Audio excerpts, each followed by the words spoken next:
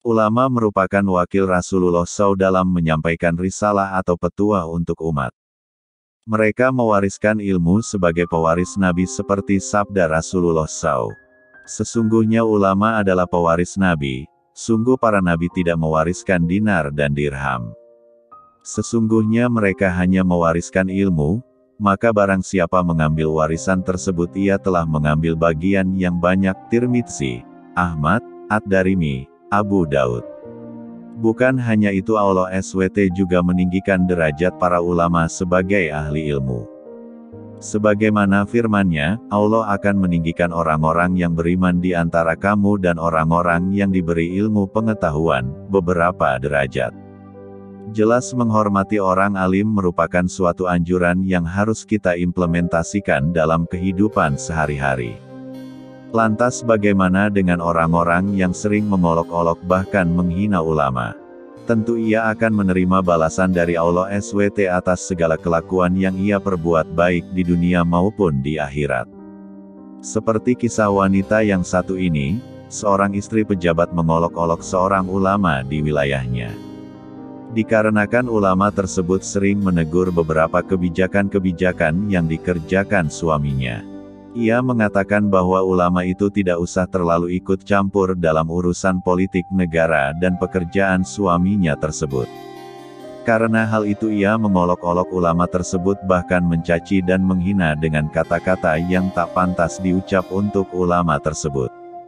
Seraya merasa paling benar dan tampak tak ada rasa penyesalan dan bersalah sama sekali. 2 bulan kemudian ia berangkat ke Tanah Suci untuk berhaji. Konon ini baru pertama kalinya ia ke tempat tersebut. Setelah sampai di masjid, yaitu kawan-kawan yang berangkat menangis setelah melihat Ka'bah. Lantas ia bingung sebab ia sama sekali tidak dapat melihat Ka'bah seperti teman lainnya. Ia bertanya kepada salah satu jemaah, "Di mana Ka'bah?" Katanya para jamaah lainnya yang mendengar itu langsung bingung. Sebab Ka'bah yang besar tersebut sudah jelas besar berada di depan mereka, tapi wanita itu tidak dapat melihatnya. Selama di Tanah Suci, wanita itu sama sekali tidak dapat melihat keindahan Ka'bah Allah hingga ia pulang dengan cemas dan merasa lesu karena keanehan pada matanya tersebut. Setelah pulang ia diantar suaminya untuk bertemu ulama yang ia hina tersebut. Maksud kedatangan mereka hanya sebatas untuk menanyakan hal tersebut. Ulama tersebut hanya menyarankan untuk beramal saleh, istiqomah dan memperbanyak meminta ampunan kepada Allah SWT.